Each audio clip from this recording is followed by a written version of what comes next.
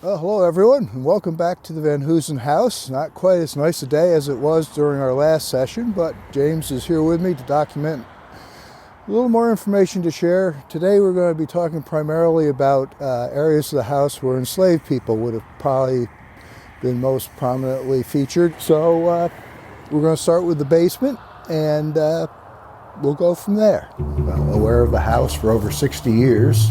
It caught my interest in the early 60s as a young boy and has really been a cornerstone of my life. It provided a path for me, my career as an adult, as a restoration carpenter, and I am the one person who has kind of seen it through as people have come and gone and added to our overall approach to what we're doing. And hopefully now, after 20 years and me being here to try and maintain it and keep some of the weather out, it looks like 2025 will finally be that year for the house. Well, I think first we need to understand, although this basement is currently wide open, originally it was separated into two areas. To the west we had the original basement kitchen, is where the enslaved people would probably spend a lot of their time preparing meals and the like.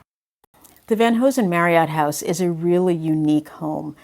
There are not many buildings left from that era because a lot were built out of wood and they have gone away, but this house is built out of brick. It has stood for all of this time. So it has the history from the 1700s when it was built. Also, it has the history of being a space of enslavement, because we know that the Van Hoesens were enslavers. Bear in mind that until the 1820s, New York State was a slave state. New York State was a slave state. There were plenty of enslaved people in New York State and significantly in the Hudson River Valley.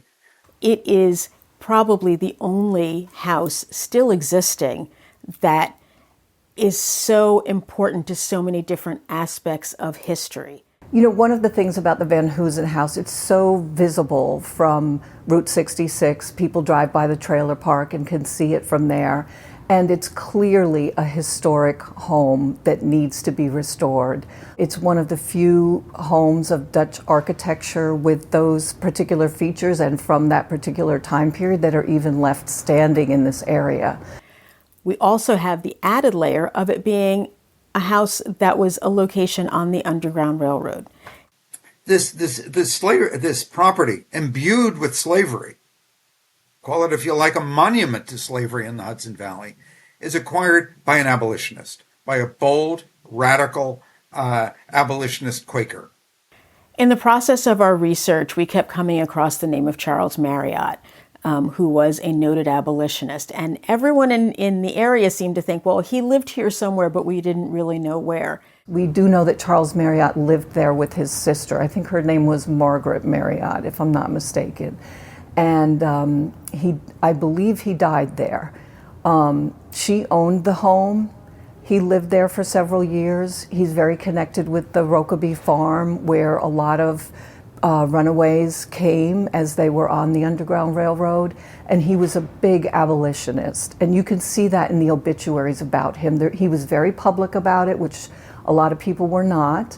And they mention it in the obituaries as one of the main things about him and his life. The Marriott House, and I'm going to call it the Marriott House because Marriott's my man, so to speak. And it's his history that led me to finding the house and helping to put together the underground route that passes through the area. But the house embodies the entire history of slavery and anti-slavery in the United States. It's embedded in that property. It's embedded in the bricks even, so to speak, and in the earth that surrounds it. I think the Van Hoesen House is incredibly important to our area, but also to our country. Architecturally, it represents something that's very unique in Dutch architecture at the time. The Van Hoesen House shows, or is a potential for showing, all these different aspects of early American history, which creates what we are today. And the issues that we have today are still a reflection of the world that they created in the 17th, 18th, and early 19th centuries.